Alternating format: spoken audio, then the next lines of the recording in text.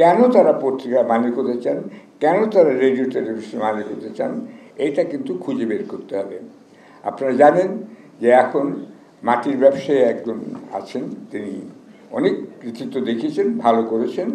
তিনি টেলিভিশনেরও মালিক, পত্রিকারও মালিক। আপনাকে দেখতে হবে কে কোন উদ্দেশ্যে রেডিও, টেলিভিশন এবং নিউজ পেপারের মালিক হচ্ছেন।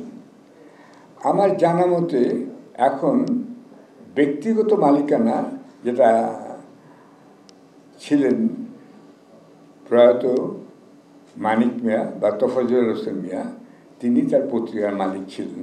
প্রতিষ্ঠিত হয়েছিল মৌলানা ভাসানের সহায়তায় এবং পৃষ্ঠপোষকতায়, কিন্তু ব্যক্তি মালিকানা ছিল সেই পত্রিকাটি। এরপরে সংবাদ ছিল ব্যক্তি মালিকানা, কিন্তু সংবাদের মালিক ছিলেন আহমেদুল কবির। তিনি একজন ব্যবসায়ী, চায়ের ব্যবসায়ী ছিলেন। পরে সেখান থেকে তিনি মন্ত্রী হয়েছিলেন। আর এখান থেকে আমরা ধরতে পারি যে চলে আসে পত্রিকার মালিকার প্রশ্নটি। কেন তারা পত্রিকার মালিক হতে চান, কেন তারা রেডিও টেলিভিশনের মালিক হতে চান, এইটা কিন্তু খুঁজে বের করতে হবে। আপনারা জানেন যে এখন মাটির ব্যবসায়ী একজন আছেন, তিনি অনেক কৃতিত্ব দেখিয়েছেন, ভালো করেছেন। তিনি টেলিভিশনেরও মালিক, পত্রিকারও মালিক। আবার অধিকাংশ মালিকই কিন্তু গার্মেন্টস ফ্যাক্টরির মালিক। তা এদের আর কিছু কিছু পত্রিকা হয়তো আছে, তাদের পেছনে এরকম ব্যক্তি মালিকানা নেই, কিন্তু তো দেশ মালিকানা আছে, অর্থাৎ অন্য দেশ তাদেরকে সাহায্য করছে। ইচ্ছে করলে আমি অনেক আগেই অনেক ধনবান ব্যক্তি হতে পারতাম, আমি হইনি। আমার বাড়িতে এসে একাধিকবার আমি বিশ্বাস করতাম না আগে কথা এগুলো, যে সত্যি সত্যি পত্রিকা বের করলে পরে কি টাকা পাওয়া যায়। কিন্তু আমি নিজে জানি যে আমাকে তো তারা দূতাবাস থেকে লোক, চূড়ান্ত পর্যায়ের লোকরা এসে অফার করেছে, কিন্তু আমি টাকা নিইনি। আমি এখন এটাও আর একটা কথা, মজার কথা বলতে পারি। জনৈক সম্পাদক, যিনি এখন অপসারিত হয়েছেন, তিনি আমাকে জানিয়েছেন যে তিনি তার মালিকের চাইতেও বেশি ধনী লোক। কারণ সেই মালিকের সব টাকা প্রথম সপ্তাহের মধ্যেই কিন্তু তার বাড়ি থেকে দেশে এবং বিদেশে নিয়ে যাওয়া হচ্ছে এবং তার পরিবারের উপর নিষেধাজ্ঞা আরোপিত হয়েছে। এই মালিককে আমি একটি কারণে শ্রদ্ধা করি, কারণ তিনি বড় বড় প্রজেক্ট করেছেন এবং দেশকে বড় ভিশন দিয়েছেন তিনি।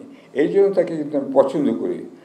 তিনি পত্রিকা ব্যবসা করছেন ঢাল হিসেবে, যাতে তিনি ওই প্রজেক্টগুলো করতে পারেন। আমি দেখতে চাই যারা ব্যবসা করে পত্রিকায় ঢাল হিসেবে ব্যবহার করছেন, অন্তত সেই মালিকের মতন তারা বড় কিছু করুন। আমি ব্যক্তিগতভাবে ব্যবসায়ীদের সঙ্গে আমার কাজ করতে চাই। আমি একজন চার্টার্ড অ্যাকাউন্ট্যান্ট, বাইরে হই। আচ্ছা, আমি জহুরুল ইসলামে যখন উনি আমাকে আমি ইন্টারকন্টিনেন্টাল জেনারেল ম্যানেজার ছিলাম যখন মুক্তিযুদ্ধ বেড়ে যায়। আচ্ছা, তখন উনি আমাকে রিকোয়েস্ট করলেন মুক্তিযুদ্ধের পরে যে ওনার প্রতিষ্ঠান যেন আমি ইন্টারন্যাশনাল স্টাইলে গড়ে দিই।